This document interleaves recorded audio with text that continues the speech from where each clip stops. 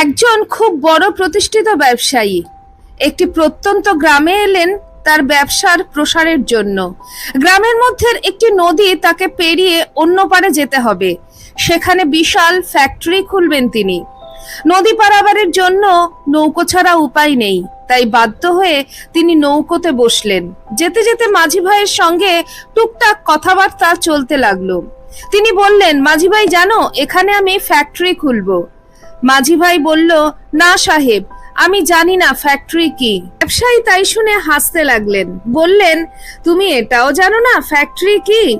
কালকে খবরের কাগজে আমার সাক্ষাৎকার বেরিয়েছিল, তুমি পড়েছো? মাঝি ভাই বলল, না সাহেব, আমি পড়তে পারি না।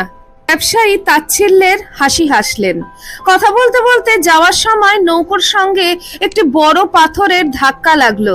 হঠাৎ নৌকোতে প্রবল বেগে জল ঢুকতে শুরু করলো এবং নৌকো প্রায় ডুবতে লাগলো। ব্যবসায়ী বললেন, আমাকে বাঁচাও মাঝি ভাই। মাঝি ভাই বলল, সাহেব, আপনি সাঁতার জানেন না?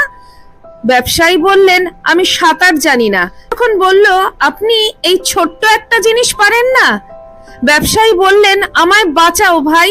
মাঝি ভাই বলল, চিন্তা করবেন না, আমি মানুষকে বাঁচাতেও পারি। ব্যবসায়ীকে পারে নিয়ে গিয়ে মাঝি ভাই বলল, সাহেব, দুটো কথা মনে রাখবেন।